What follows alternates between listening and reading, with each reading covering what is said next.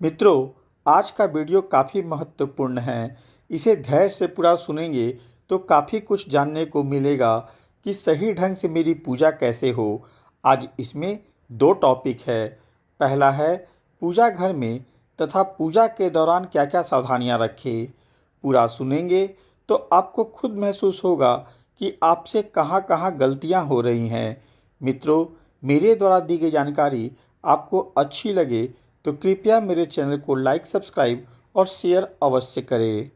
मित्रों, आपने बहुत लोगों से सुना होगा कि पूजा पाठ में मन नहीं लगता। पूजा के समय मन काफ़ी भटकता है, या यह भी कहते सुना होगा कि जब से पूजा कर रहे हैं तब से और परेशानी बढ़ गई है। अगर ऐसा होता हो तो समझ जाएं कि आपके पूजा घर में ही नकारात्मक शक्ति ने जगह बना ली है और आपके सारे पूजा पाठ भोग को वह ग्रहण कर रही है। अब सवाल यह उठता है कि इससे बचा कैसे जाए। तो इसके लिए आपको कुछ पूजा घर में सावधानियां बरतनी होंगी। मैं उनमें से कुछ सावधानियां आपको बता रहा हूं, कृपया ध्यान से सुने। पहला है, आप प्रयास करें कि आपके पूजा स्थल का स्थान घर के उत्तर पूर्व कोना पर हो, परंतु अगर संभव न हो पाए तो पूजा स्थल ऐसे जगह बनाएं जहां आप पूर्व की तरफ मुंह करके पूजा कर सके। दूसरा है, अपने पूजा स्थल को रोजाना साफ करें, वहां थोड़ी भी धूल या गंदगी नहीं रहे। पूजा स्थल पर काफ़ी सीमित तस्वीर रखें। किसी का दिया हुआ तस्वीर या मूर्ति स्वीकार तो कर ले, परंतु उसे पूजा स्थल पर रखकर पूजा नहीं करे।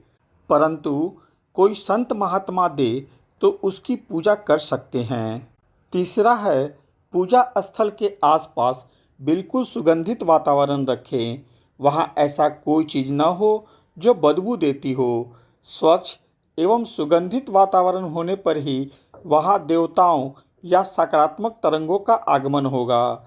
चौथा काफ़ी महत्वपूर्ण है। बहुत लोगों का शौक होता है कि वह पूजा घर को खूबसूरत बनाएं। यह अच्छी बात है, परंतु वह गलती क्या करते हैं कि घर आए मेहमान को अपना पूजा घर दिखाने ले जाते हैं। यह गलत है। किस व्यक्ति के साथ कैसी ऊर्जा चल रही है यह आपको नहीं पता है। ऐसी स्थिति में आपके पूजा घर की सुंदरता से आकर्षित होकर अगर उस व्यक्ति के साथ कोई नकारात्मक ऊर्जा चल रही है तो वह उसके सुंदरता से आकर्षित होकर वहाँ स्थान बना लेगी। फिर आप जितना पूजा पाठ करेंगे उन सारी चीज़ों का वह भोग ले लेगी। इससे आपका सारा पूजा व्यर्थ चला जाएगा। इतना ही नहीं, ऐसी स्थिति में आपके पूजा घर से सारी सकारात्मक ऊर्जा भी खत्म हो जाएगी। पांचवा है कि जब भी आप मांसाहार भोजन घर में बनाएं तो प्रयास करें कि उसका गंध पूजा घर तक नहीं जाए। अगर ऐसा संभव नहीं हो तो भोजन बनाते समय रसोई घर में सुगंधित अगरबत्ती जलाएं ताकि भोजन का गंध कट जाए। मित्रों, आप इन सब चीज़ों को ध्यान में रखेंगे तो आपका पूजा घर सुरक्षित रहेगा तथा सकारात्मक शक्ति का वहाँ आगमन होगा। आइए अब जानें कि अपने पूजा पाठ भोग को चोरी होने से कैसे बचाएं। ज़्यादातर नकारात्मक शक्तियाँ इसे चुरा लेती हैं, जिससे आपको पूजा पाठ का कोई फल प्राप्त नहीं होता है। कुछ सावधानियां हैं जो आपको पूजा पाठ के समय बरतनी होगी। आइए उसे जानते हैं। अब हम दूसरे टॉपिक पर आएंगे कि पूजा के दौरान क्या क्या सावधानियां बरतें कि पूजा पाठ जाप का पूर्ण फल मिले और हमारी पूजा चोरी न हो। मित्रों, जैसा कि हम सब जानते हैं कि कण कण में भगवान हैं, तो अगर सकारात्मक शक्तियाँ कण कण में हैं तो उनके आजू बाजू नकारात्मक शक्तियाँ भी हैं जो मोक्ष के लिए भटकती हैं। उनको अपने पाप काटने के लिए पूजा पाठ की आवश्यकता होती है। ऐसी स्थिति में जो भी थोड़ा लापरवाही बरतता है, यह शक्ति उसके शरीर में प्रवेश कर पूजा पाठ जाप सब चुरा लेती है। साधक को उस पूजा पाठ का सारा फल कहीं और चला जाता है।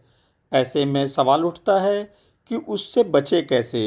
साधक को चाहिए कि अगर वह जाप कर रहा है तो पहले कोई कवच 11 बार पढ़कर चावल पर 3 बार फूंक मारकर अपने ऊपर और जहाँ बैठा है वहाँ चारों ओर छींटकर घेरा बना दे।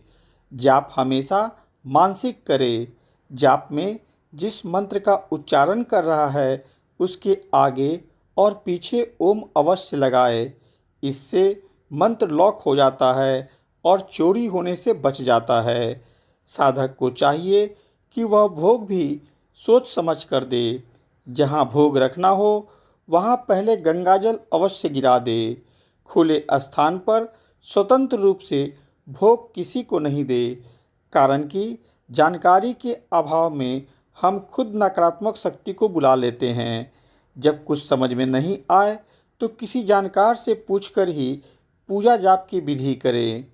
मित्रों, मेरे द्वारा दी गई जानकारी आपको पसंद आई हो तो मेरे चैनल को लाइक, सब्सक्राइब और शेयर अवश्य करें। साथ में बेल बटन भी दबा दें ताकि आगे आने वाली वीडियो की सूचना आपको मिल जाए। धन्यवाद।